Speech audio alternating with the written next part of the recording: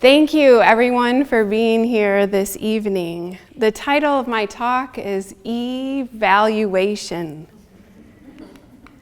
Evaluation is a systematic process of collecting and interpreting data. We often feel overwhelmed at all the data that we have. In this age of data analytics and big data, we have massive amounts of data that we continuously generate and store on a continuous basis. And schools are not immune to this. We have state tests, standardized assessments. We have screening assessments, performance assessments, rubrics, classroom-based assessments, teacher evaluations, disciplinary data. And I'm sure there's something I missed that you could fill in the blank. Teachers in schools generate so much data, and it's overwhelming. So what do we do about this? Is it meaningful? Do we really use this data in ways that matters to us for issues that we care about? Evaluation. Evaluation is a systematic process of collecting and interpreting data to judge the merit and worth of curriculum, organizations, programs, initiatives, personnel. And often when we hear the word judge, feelings of anxiety and fear overcome us. It has a negative connotation. For some of you, seeing this image might bring up some of that fear and anxiety. For those of you not aware, this is a quality rating report of a Chicago public high school. These are publicly posted on CPS's website for every school in the district. This is an evaluation report that, based on systematic data, gives a judgment on the quality of a school. So we have various data sources that serve as indicators, and those are used together to make an overall quality rating on this school. It's no wonder that teachers and educators feel pressure and anxiety about evaluation. So in my scholarship, I work with organizations and practitioners to rethink how we think about evaluation. So it's not this overwhelming, time-consuming, anxiety-producing task, but it's a meaningful task. It's values engaged, and it's equity focused. And in that process, there are many questions that we ask ourselves, and I want to share with you tonight 2 of those questions. The first is, what constitutes data? When I say the word data, typically people think about what you have already seen on the screen here as data. But I want us to think a bit more broadly about data, and I'll tell you a story to illustrate that. I worked on an evaluation of a professional development program of a literacy initiative with some Chicago public schools. And the faculty member who had been doing this work for numerous years and had developed the program and was working to implement it said to me at the beginning of our time working together, "You know, Leanne, this time I want to do it differently. I really want to be able to capture and represent all the good work that everyone is going to do, and I want to be able to show people that. So I'm going to take photographs." And she did, and she shared them with me. And then when I went into schools and graduate students with me went into schools, I took photographs, and we began to share them back to the teachers and principals and those working in the schools. And soon we had principals and teachers and coaches in schools taking photographs and sending them to us about the work that they were doing and what they were accomplishing. And they began to share them with each other. I want to show you a couple of these photographs that happened at the very beginning of the project. By the end, we had over thousands of photographs, and I didn't even know what to do with them all. But these are images of school spaces at the beginning of the project. The images on the left are before images, the image on the right are after. And they demonstrate the work that happened to transform the physical spaces in the school to make these environments ready to work with the kids and do the literacy instruction that they were intending to do in those spaces and places. So for you, what constitutes data? Do you think about what you observe on an everyday basis and perhaps could capture in a photograph as data? Do you think about conversations that you have with people and the stories that we tell as data? A second question is, what do we value and represent with data? On another evaluation project I worked on, it was with a consortium of middle schools and high schools, and they collaborated with a variety of nonprofit organizations, and they worked together and wrote a grant which got accepted to the U.S. Department of Education to their Teaching American History program. This federal initiative was designed to give teachers content-rich knowledge to teach history and therefore pass on to students. When I worked with this local group, one of the things that came out in terms of a local need is that students who were in special education classrooms and students who were English learners often were working with teachers that didn't have as rich of history background and content in terms of their major, and so therefore they didn't have the same access that other students did to that rich content. And so one of the goals that they wrote in there was that these teachers would be able to be actively involved and receive that experience through this professional development. After the first year of the project, we met as a management team, which we had done many times, and I shared with them as the evaluator what we had learned and what had been accomplished. One of the things that we needed to share was what they would need to report to the U.S. Department of Education in terms of indicators that mattered to the federal government about how this money was being used. And when we looked at that indicator, they looked fabulous. So this was the indicator. Each year of the grant, 75% of participating teachers will complete 75% or more of their professional development hours. In other words, the teachers were actively engaged in the professional development. Other federal indicators were also met. But I noticed a concerning pattern. When I looked at the list of 60 teachers that had participated in the first year, they taught AP history, world history, accelerated U.S. history. And when I looked more closely, only 5 out of the 60 teachers said that they primarily worked with special education students and students for whom English were English learners. And so I brought this to the management team. If we use this criteria to judge the program, it would have been deemed successful. If we use that second criteria, we're not doing so well. And we had a conversation about what this means and what we do. And so in year 2, they revamped how they recruited teachers to participate in professional development. They revamped the professional development opportunities they were going to provide so that they were more appealing to special education and teachers working with English learners. And they made sure they prioritized their involvement in the professional development. In year 2, 5 teachers went to 15 teachers. A small win, but a win in the right direction. What do you value in your professional practice? How do those values dictate how you make sense of data and evidence? Is it time to re-examine them?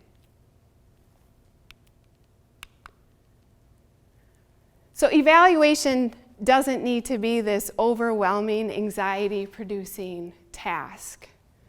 Evaluation can be an opportunity for us to identify inequities an opportunity to explore and consider together what are some ways that we might address those inequities.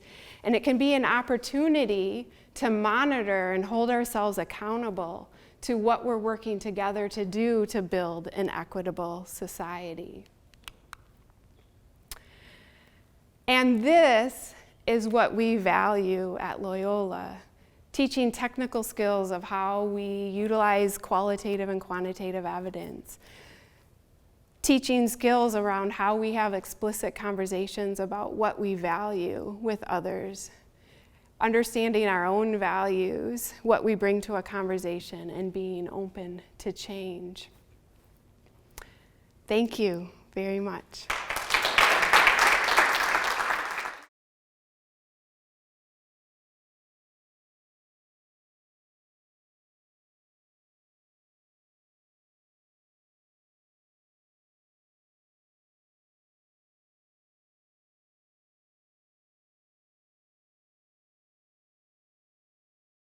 So we revel in the likes of Batman, Wonder Woman, Superman, and the Black Panthers of the superhero universe. But there's one type of superhero who doesn't receive their fair share of recognition, and we affectionately refer to them as teachers. We have the same plot, just a different cast. We still possess the power to change the world, and we're committed to fighting injustices and ensuring the well-being of humankind. My journey into what would prove to be 10 of the most rewarding years as a classroom teacher began after the not-so-gentle prodding from my mother that becoming an educator was what I was meant to do, that this was my purpose in life, this was my why. I have my mom to thank for that nudge and her spirit of service, her fire for life, her burden for others, and her innate ability to see the best in those who others only saw the worst. You see, teaching is a work of heart, and it is one that is valued and prioritized in Loyola School of Education. What we do here is beyond a mere exercise in academics. Why? Because we realize that what we do in our professional capacity as educators literally has the power to change the world one child at a time. This is our reason why. Why teacher preparation begins the moment our freshmen step foot on campus. Why within the first few weeks on campus, students are entering a host of school sites and cultural institutions. Why our candidates receive multiple exposures to multicultural education, to culturally responsive pedagogy, throughout the entirety of their program instead of a standalone course. Why our candidates examine how their positionalities, who they are as individuals, necessarily impacts and even biases their epistemologies and the resulting impacts in their interactions with students. This is our why. This type of teacher preparation that I just described prepares you for such a time as this. These next few items are from two of my former third grade students, Heaven, whose behavior was on the other side of heaven, and James, who was affectionately referred to as my Jimmy James. So this was during my 9th year of teaching when I thought I had a handle on this whole teaching steez. And by this point, my administration had come to notice that for some reason, those students whose behaviors seemed to be the most troubling somehow flourished in Ms. Ferguson's classroom. So then, my classroom subsequently became known as the class that was gifted with what others deemed as the bad kids. But what I came to realize was that many times people unconsciously act the way that others perceive them, giving the best version of themselves to those who choose to focus on their good qualities. And this was exactly what happened with Heaven and James. So Heaven and James came to my classroom with reputations that preceded them. I had never seen Heaven's face in the years prior to 3rd grade.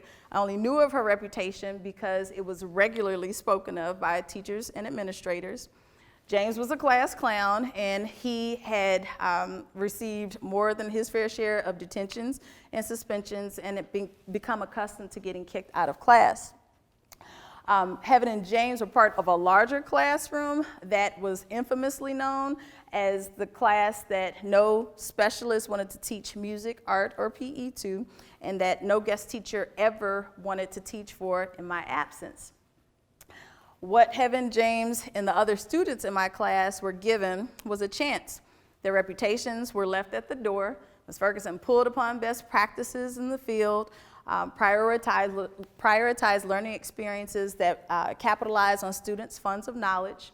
Their rich cultural backgrounds were viewed as such.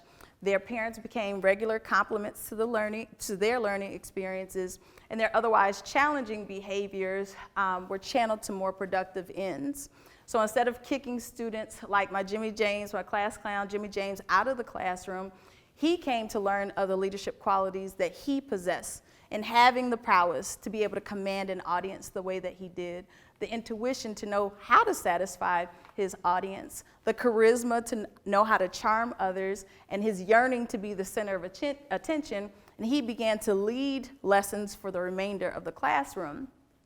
At the end of the year, his mother presented me with this card that often brings tears to my eyes every time I share it with my teacher candidates.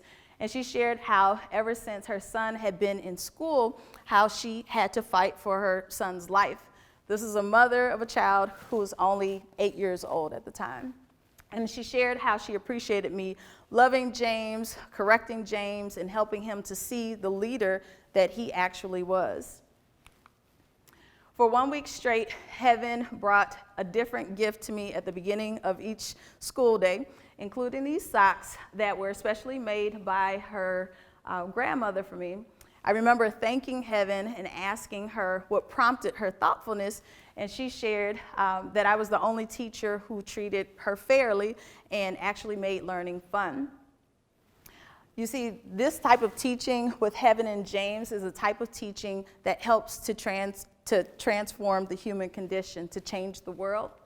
A type of teaching that does not blame the consumer for the product, but rather pulls upon the knowledge, the skills, the dispositions of caring and competent educators to educare, the Latin term to pull out of students what is already there, what some refer to as those treasures in earthen vessels.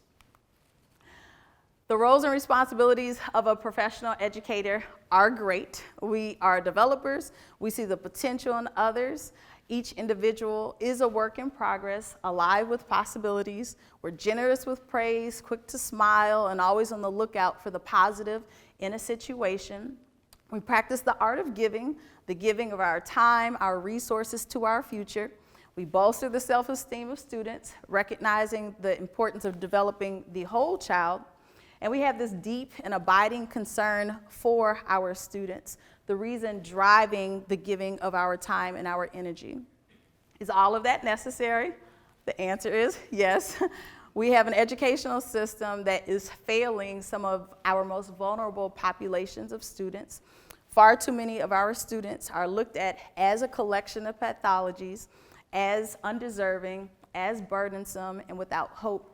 What we do in our preparation of future teachers is vital to changing, disrupting that narrative and demonstrating to the world a different, more accurate depiction of who our students are and what they truly are capable of doing.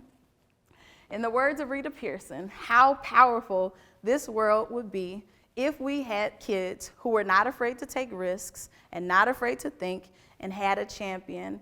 Every child deserves a champion, an adult who will never give up on them, who understands the power of connection and insists on them becoming the best that they can possibly be. Is this job difficult?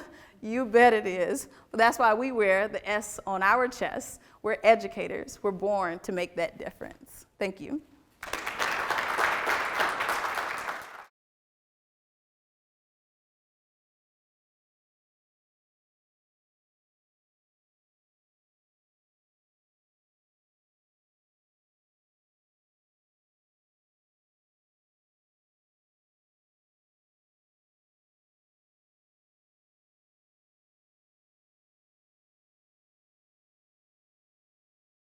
I would like everybody to close their eyes for a second.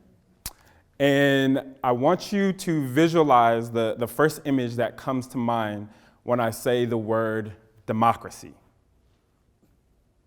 Okay? So with that image in your mind, try to think, is it a negative image or is it a positive image? All right, you can open your eyes. One of the things that brought me to this work is that I am passionate about my community. I'm passionate about the work that we do when we get to see people engaged and involved. But for me, I'm also super critical of democracy. I'm super critical of politics, of government, of legislators, and that comes from a particular tradition that's I would argue is rooted in communities of color. One of my favorite scholars, Dr. W.E.B. Du Bois, once wrote that honest and earnest criticism is the soul of democracy. It's what safeguards society. And I love that idea that although we exist in democracy and we can have negative and positive connotations with it, criticism is okay. In fact, particularly for communities of color, criticism of government has been a necessity in order to have our understanding of how we can show up in spaces, not only education spaces, but just in society. The need to criticize democracy, to criticize government is rooted in our ability to exist. But yet tonight, I want to be positive. Jeff Duncan Andrade talks about this idea of critical hope, in that we can look things and we can be critical, but we also need to have hope. And as a person that studies higher education, I put my hope in democracy when I think about the idea of higher education actualizing its espoused mission and truly educating and serving the communities in which they're engaged. And tonight, I want to talk to you about how I arrived at that conclusion that higher education is democracy's last great hope. So first, we got to get to know each other a little bit. And one of the really interesting things when you start to read the literature about how democracy is passed down from generation to generation, it's largely built on the narratives of white, upper middle class, traditional nuclear families. And the idea goes that children grow up in these settings and they see their parents engaging in democratic practices and they become like their parents. As I was reading that growing up in graduate school, I said, that's not my narrative. I am a black kid whose mother immigrated from Jamaica like a boss. She came for her education, and she had to hustle while we were growing up with me and my sister. And while we didn't have everything, or we didn't have a lot, we had everything that we needed. But one of the things was that we didn't sit around the dinner table and talk about current events and have civic discussions. My mom never took me to the voting booth because she couldn't vote as an immigrant.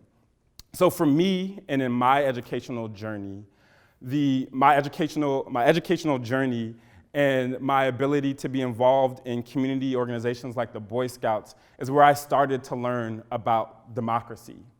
And then it was in college where I had to unlearn and then relearn about the promises and pitfalls of democracy. See, what we scholars of civic education and democracy try to differentiate when we use this word democracy is that there are problems in a democracy, things like immigration reform or access to healthcare. But what I'm really fascinated with and what I think higher education's role in a democracy is to address what we call problems of democracy. These are the underlying threats that cut across all types of issues that, if left unaddressed, will ultimately cause democracy to unravel. And I want to argue to you tonight that higher education is uniquely positioned to address these problems of democracy, and I'm going to give you 3 reasons why. Number 3, higher education is a training ground for democracy. The actions and activities that students get to engage in while on college campuses translate to the things that they go on to do in broader society. We know from research that people that have even a community college credential are more likely to vote, they're more likely to volunteer in their community, and they're more likely to be philanthropic. While it's really difficult to the evaluators to prove causality about why that happens for college-educated individuals, we believe that it's opportunities like being involved in student organizations, that it's opportunities to engage in internships and for leadership development and really engage in classroom experiences that allow students' consciousness to be raised and for them to exercise their democratic engagement muscles. Number two, higher education continues to promote and protect free inquiry and free speech. For democracy to thrive, there needs to be a marketplace of ideas, and there also needs to be a place for dissent to flourish. In the 1950s, it was in higher education where provocative ideas like students of color can successfully learn alongside white students was nurtured until it became a social movement that eventually informed policy and practice.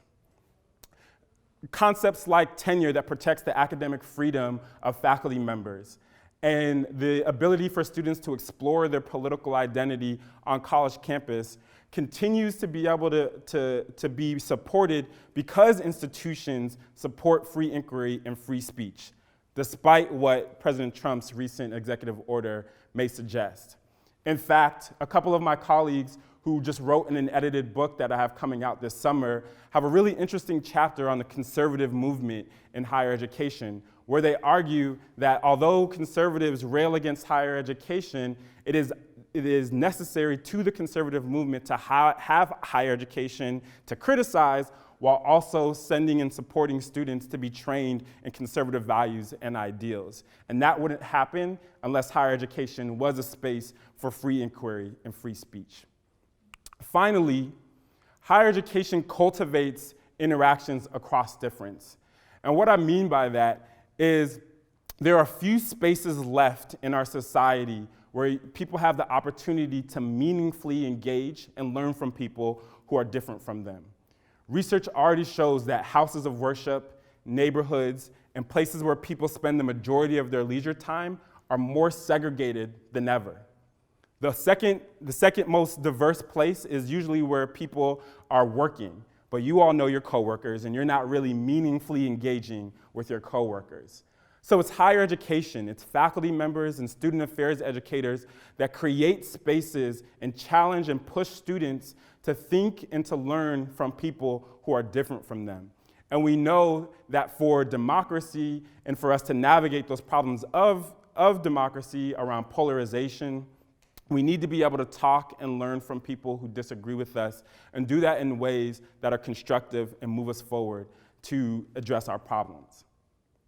Now, what I don't want you to think, despite what I've just shared, is that higher education is perfect, because it's not. It is deeply flawed, and I am very concerned that higher education institutions are not being responsive to changing demographics in society and are not making the necessary change to be responsive to the needs of society and students. So that's why my colleagues and I in the higher education program here at Loyola work hard in our classes and in our scholarship to think about the ways in which we can challenge the students that we work with and the people that read our work to think about higher education's role in creating and transforming society in ways that allow all people to realize success. But what can you do tonight? So the last thing that I want to share is that higher education, the battle for higher education is really contentious right now. People are asking, is there value in the higher education degree? The cost of education continues to be a dialogue, and the recent admissions scandal only throw more dirt on higher education. So what we need to do, those of us that understand what's at stake in democracy and understand higher education's role in it, is tell our stories, is to tell our narratives, and still also seek to hold higher education accountable and push for reform. We can do both. Because ultimately, higher education continues to be a critical and important investment that changes the trajectories of families, that changes the trajectories of communities, and can change the trajectory of this nation. So I encourage you to think about how higher education has been meaningful for you and share that the next time you hear people talk bad about higher education. Thank you. These are really hard talks to give. That's the first thing I'm going to say, is that they are really tough. So I just want to give it up once again for our three presenters tonight. The other thing that I'll share is I just think it's really important, and every day I'm convinced more and more, that we have to tell our stories. We have to tell our stories. If you're sitting here tonight, it's because that message is for you. And it's not enough to tell the story, you have to document it. Because that's how we leave legacies, right, is by telling those stories. So tonight, we're just gonna talk. I'm gonna sort of facilitate a conversation. We'll sort of be a fishbowl, you'll be looking into the fishbowl, and then we'll open it up to questions. Does that sound good? Good. All right, so we'll start with Leanne. So Leanne, how did you find your path in the field of evaluation? Did you think, like, when you were 4 years old that you were gonna? Yeah, doesn't everybody? No, obviously the exact opposite. In fact, people have done and looked at people in the field of evaluation, and everyone falls into it. It's nothing that you wake up one day and say, I want to be an evaluator. So what are some ways that sort of led me that way? I think I've always been someone who is very inquisitive and interested in inquiry. I also really enjoyed always listening to people, observing the world, trying to make sense of things around me. I was also one of those kids that was very anxious about any tests, and I think in some ways that gives me a lot of empathy working with people and doing evaluation. But mainly it happened as an undergrad. I was a psychology major, and I learned about doing social science research, but decided I definitely didn't want to do that in a lab. I wanted to do research in the real world.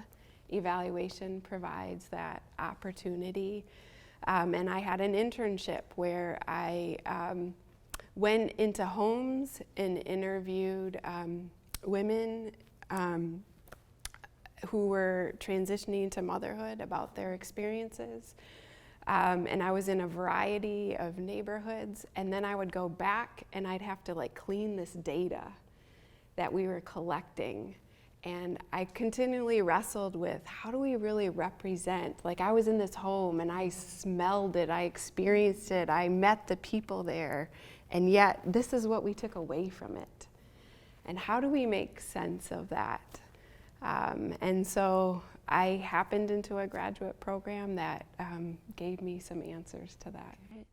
Can you talk a little bit about mixed methods, meaning using both qualitative data and quantitative data together? And I don't want the talk to in any way discourage the use of quantitative data. In fact, I think that's some of the strongest data we have to help us point out and recognize and name inequities that exist. We can definitely use school report cards to do that. But I also think there's limitations if we're only using that kind of evidence, because as the other example illustrates, sometimes it doesn't represent what we truly value, and that becomes problematic. And often it doesn't help us think fully about a problem and envision hope and envision ways that we can go about living in the world in a new and different way. And that's where I think qualitative methods provides that opportunity. And so if we can integrate those together, we can really make sense of the world in some meaningful ways. Great, thank you. Demetri, what compelled you to pursue higher education as a field, as a career? Yeah, so when I was in undergrad, I was really involved in my fraternity. I was really involved in a campus ambassador program. And I, funny enough, thought I was going to be a teacher in the K through 12. But as I was being mentored as I went along, somebody pointed out that I could do student affairs as a job. And I was like, be on college campuses for the rest of my life. Like, yes, sign me up. So that started me down the path of learning. And then in my junior year, I was, I'll never forget because it was so random. It was one of those things for the undergraduate students in here where you get listserv emails all the time and you ignore most of them.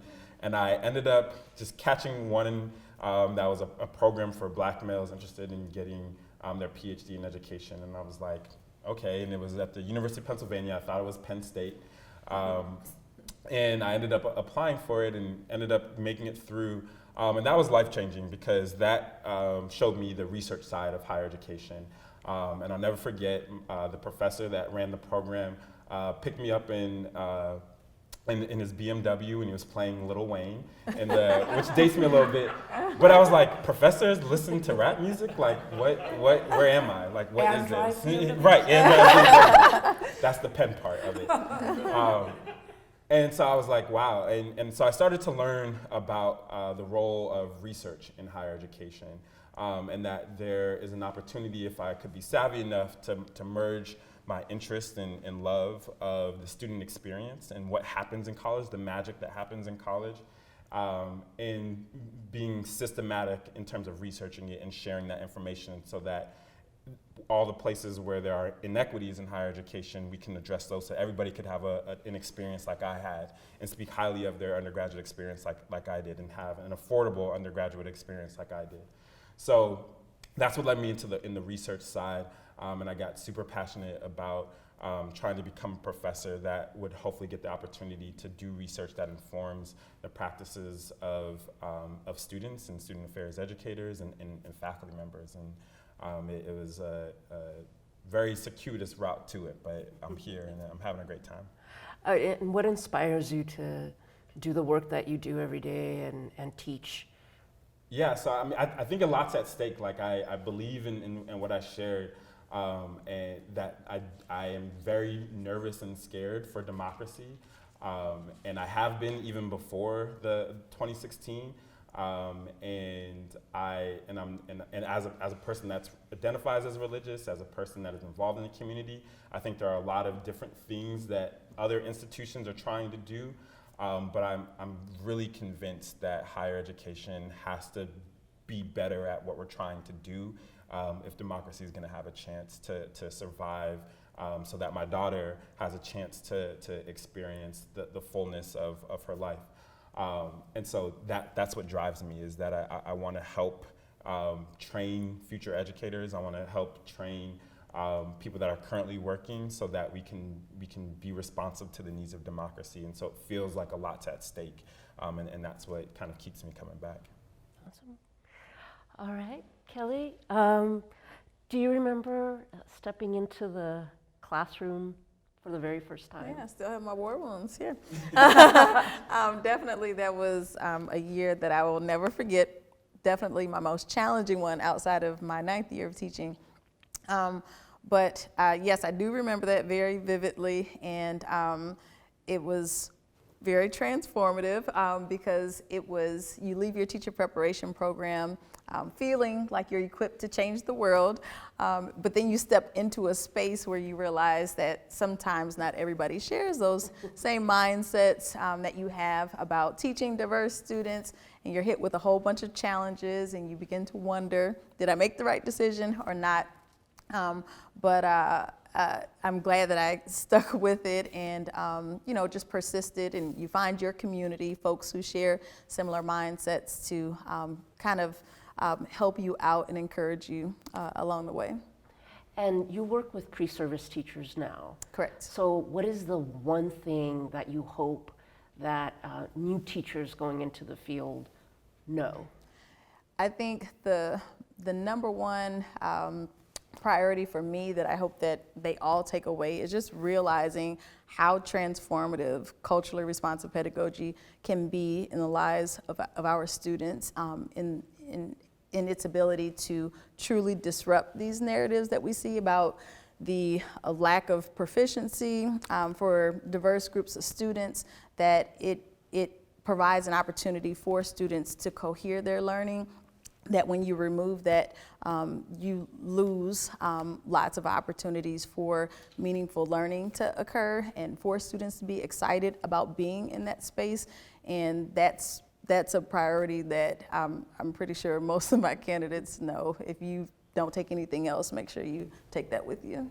Awesome, thank you. All right, well, at this point, I'm happy to open it up to questions, so take it away.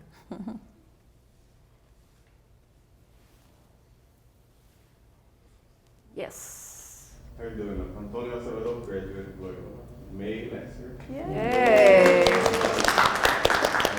Jen was my dissertation committee. Yay! Questions for all of you. Well, starts off with Dr. Kallemeyn. So I'm a principal at Chicago Public Schools. School, when you showed the script, the anxiety set in, right? Because that's how we're all judged. And I'm at a public school that's 90+% Latino, 60+% EL, and then we also deliver our instruction within a dual language context. So like at least half of our students' instruction is in Spanish. And so when those reports come out, it never tells the whole picture, right? We don't get any credit for what students are learning in Spanish. Right. I guess one okay thing about this therapy is it does put a lot of weight in growth, and so our students do grow a lot. So if it wasn't for that, I think things would look terrible.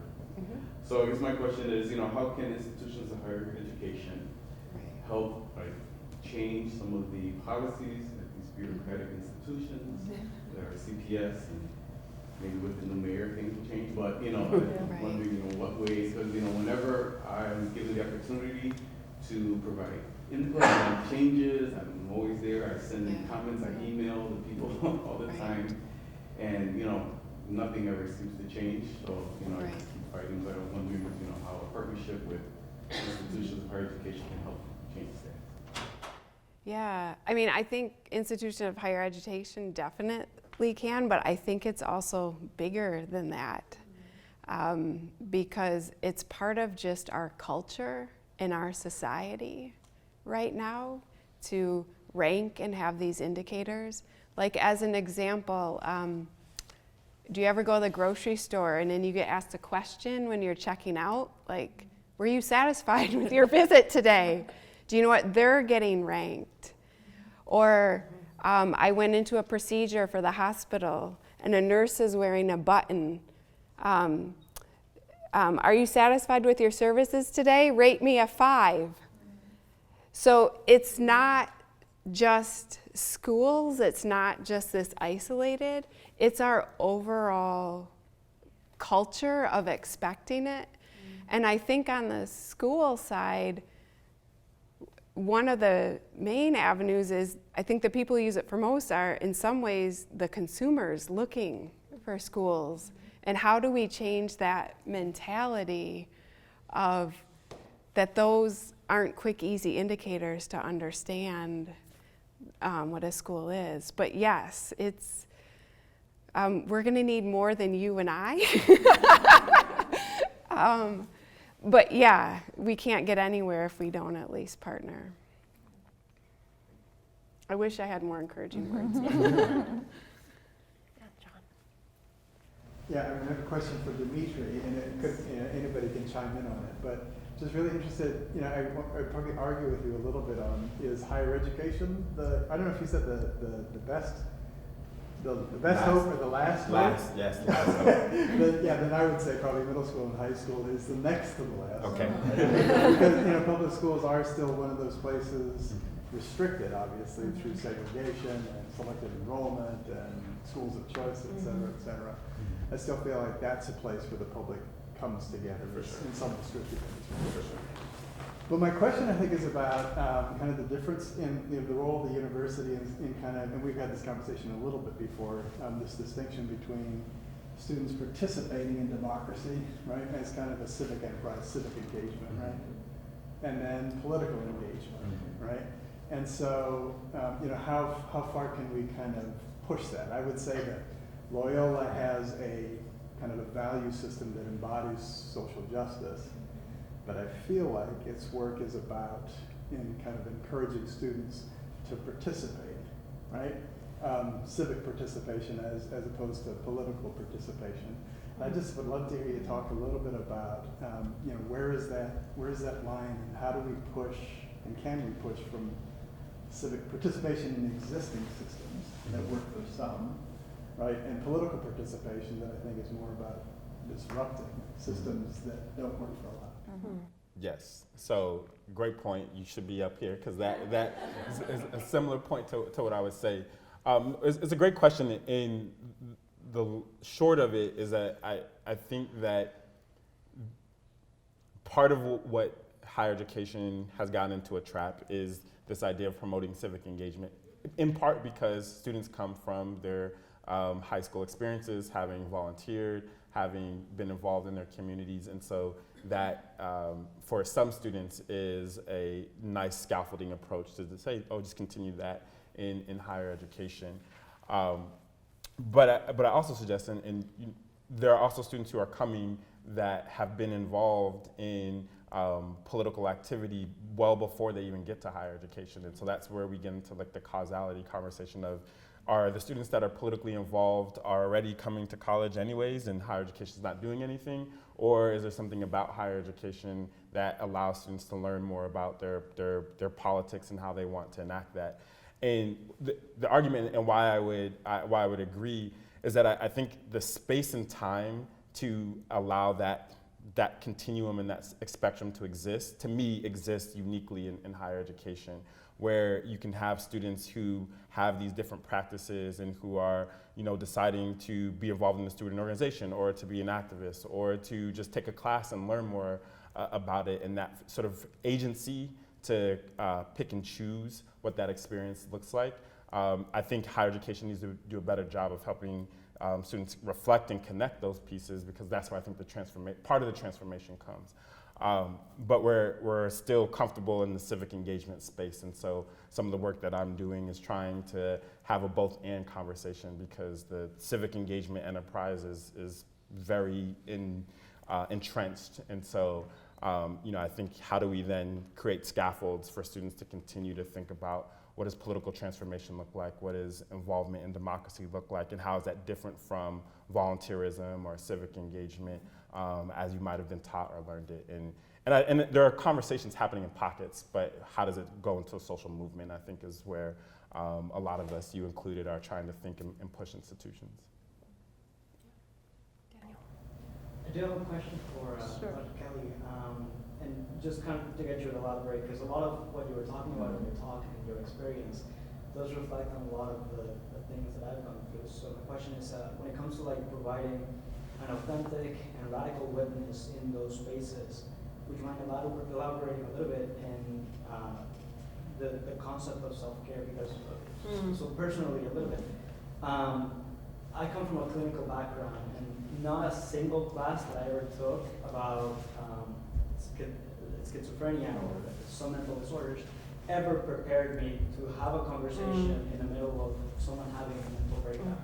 And I have been in those spaces. Yeah. I couldn't do it for long, so I switched tracks altogether. And you do have that sense of being in the trenches, especially in communities where you don't have resources, right, where you feel like you're doing everything with nothing every single day. So yep. Just see if you could. So your question is about self-care. Yes. That's a good question that I don't know if anyone ever truly masters, but it is having a resolve.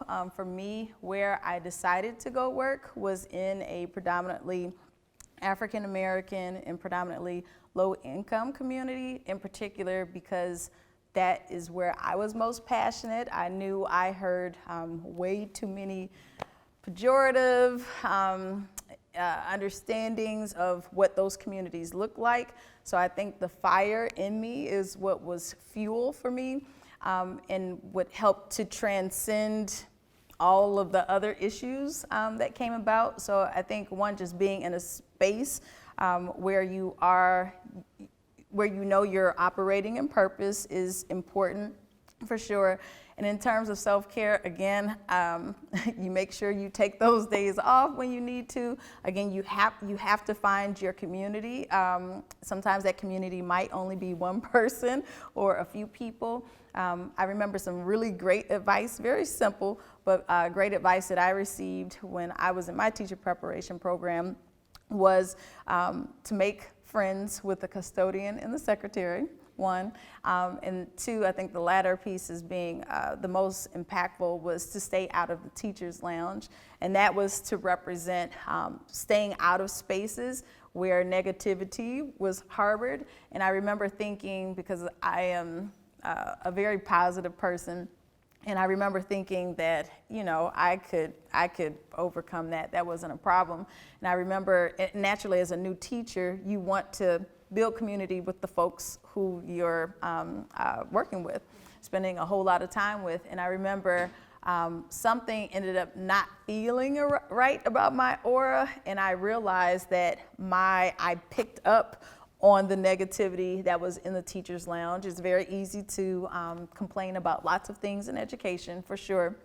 But what I noticed the difference was when I complained, it's just getting something off of my chest, and then I'm moving on, and let's find a solution, let's fix it. Whereas some folks like really dwelled on that, and then that became a space to just talk poorly about families, communities, and such. And so once I realized that, I removed myself from the teacher's lounge, and many times I would just find myself in my classroom by myself or maybe with another teacher. But for me, I had to protect my space because I realized that was really unhealthy there. And for me, that was truly transformative, and that is, I think, probably one of, outside of finding community, that was another really big piece for me, was putting myself in a space that was more positive, and sometimes that meant removing myself from my colleagues, which didn't, you know, sometimes brought assumptions about why Ms. Ferguson didn't want to sit in the teacher's lounge, but I was okay with that. In terms of opportunity cost, there was a greater cost to mingle with them than it was for me to be in my classroom by myself and protect my peace of mind. You're welcome. I have a question for Dr. Ferguson as well. So I'm student teaching this semester, and like, you know, the failure track or like the success track. I forget what it's called, but like you don't want to give them students the like idea that they're on this track to failure, right? And so, but that was something that I went into student teaching, like, oh, that would be really impactful and stuff. But then I encountered like IEP stuff, and how if students are getting those grades as A's, like they start losing their supports, and how you can get blamed for making a student, like having a student lose their supports if you make their differentiate too well or something. And so I was wondering like what advice you would give for differentiating but making sure that you're still making the data like reflect what the student needs legally and stuff like that, you know? Yeah, that's definitely a complicated one. That I do not think there is an easy answer to. In particular, when you're even met, in some instances, like I was met with and other colleagues met with, sometimes you have parents who actually want their students to maintain that IEP because it might compromise any money that might come to them. So there are lots of things that complicate that. I would never support the idea of not giving your best to a student, making those modifications and such so that they can experience success. I would never advocate towards essentially not giving them the support that they need so that they can stay on the IEP. I don't know. I don't think there's an easy answer to that. It's as in the instance of Leanne sharing, I think that there are so many other layers just outside of that. But my one piece of advice would be, do what you know you're supposed to do. Find the way to support your students as best as possible. And outside of that, reach out to support your support system, whether that's your cooperating teacher, your social worker, psychologist, your principal, and share that issue and maybe what can be done beyond that. But I would never say don't fully support a student. And I don't know if other folks have experience with that and want to add to that, but that's a difficult question, but I would definitely take the high road with that. Ali? I have a question for Dr. Morgan. Implicit in your speech was as if any agenda for education is imposed upon our educational system. I would say that for our educational system to be able to change the dominant narrative, in the first place, we need our educators to agree on the nature of the problems that we face. How far do you think that democracy and the democratic narrative is the dominant discourse, is the dominant concern among educators and researchers? And if you think that there is disagreement, have you ever had a conversation with one of your colleagues who thinks differently about the issue that is your top priority? I think those type of conversations between faculty are important because in the absence of research evidence, we cannot present a strong argument to the politicians, to those policymakers, to have a different ways of doing things. Yeah, no, I love your question and thank you for it. And I also love it because I feel prepared to answer it, which is always a good. And to be fair, Ali is a very experienced journalist, so I just want to put that out there. Yeah. So the edited book that I referenced was born out of a collaboration. So the other editor on the book, his name is Charles Davis. He's a faculty member at the University of Southern California. Charles and I couldn't be any different politically. The only thing that we have in common is that we both identify as Black men. But he is a Kappa, I'm an Alpha.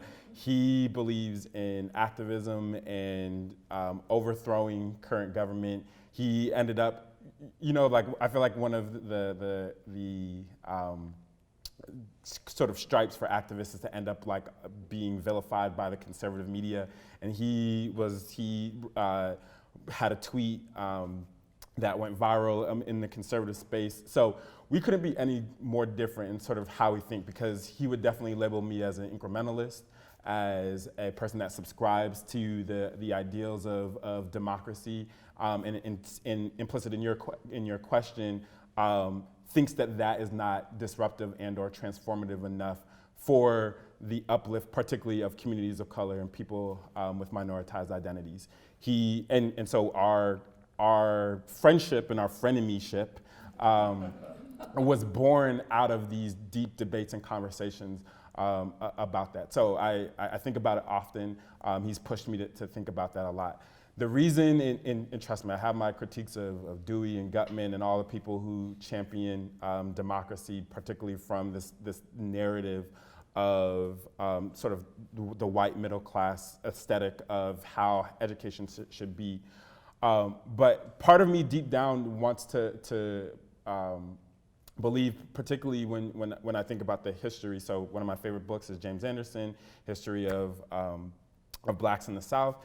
And when Black people were left to their own devices, we did all right. And we also adopted aspects of democracy in terms of how those communities work. So part of me, I think, is imagining and we're starting to see it slowly, but the election on Tuesday is an example. Part of me is imagining what happens if people with minoritized experiences are able to be involved in democracy and try to hold it to its ideals as it was originally espoused, not in the way that it was originally formulated.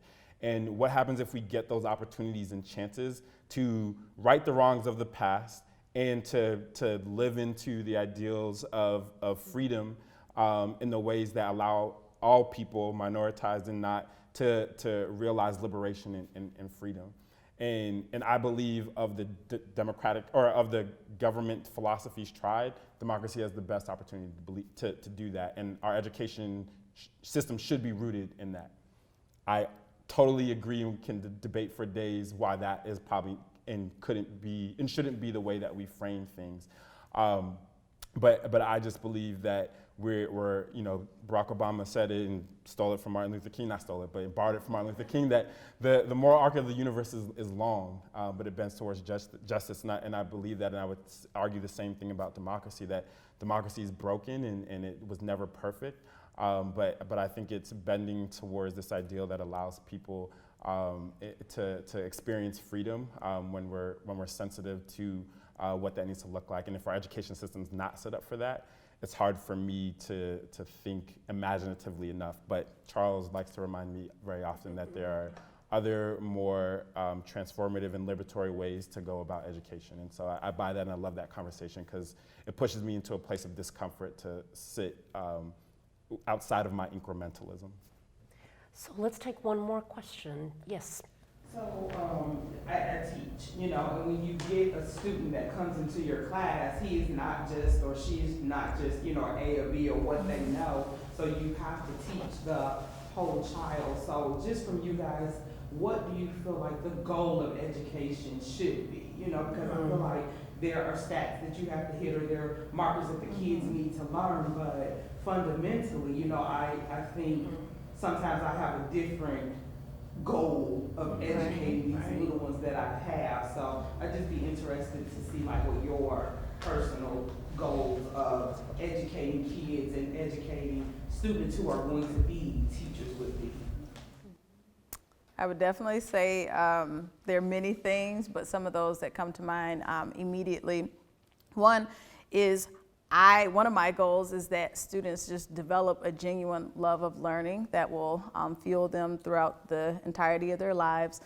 Two, truly preparing them to be prepared to participate in the larger world, and for them to truly understand their agency that they have, so that they can transform the human condition in whatever way they choose to do. So those are three that come to mind immediately.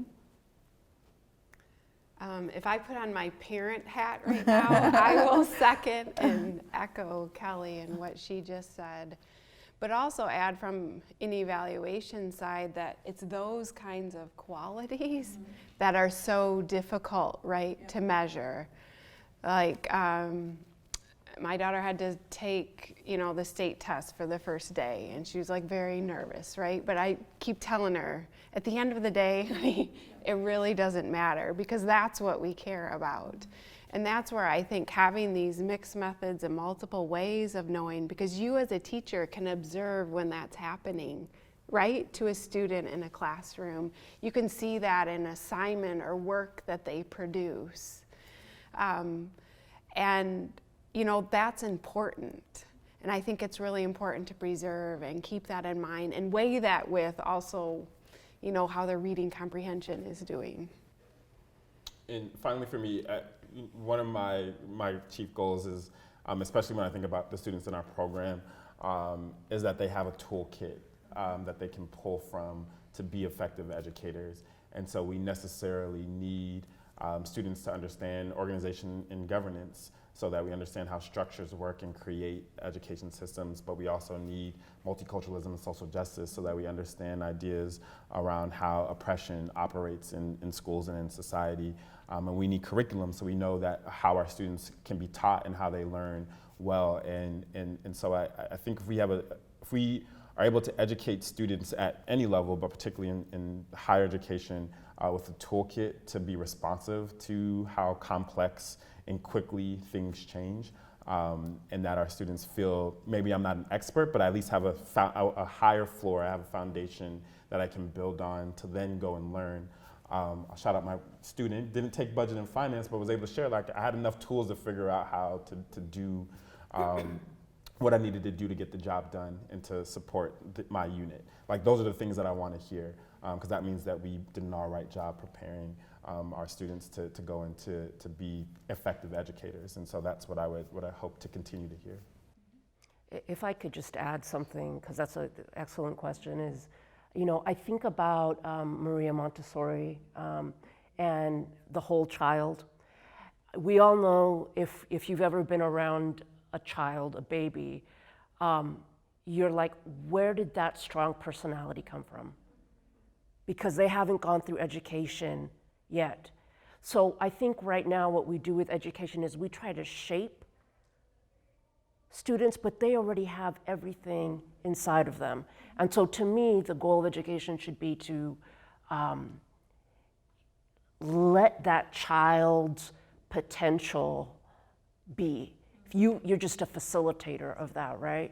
And I think that we definitely do not do enough of that. We think, you know, it's like the banking method. We think we're going to fill a child with something that, no. They're full, they're overflowing. But what are we going to do with that overflow, right? How are we going to facilitate that? So for me, I would say that the goal of education should be to provide students with the tools to narrate their stories, right? Whatever that is. But the idea of being able to tell others who you are, who your community is effectively, I think is the most powerful thing we can teach a child, because it translates and transfers into every area of life, into schooling, into your job, into your relationships. If you can narrate your story, if you know your narrative, and that requires knowing your history, et cetera, then you're gonna be all right, you know? So that would be my offering. Thank you all so much.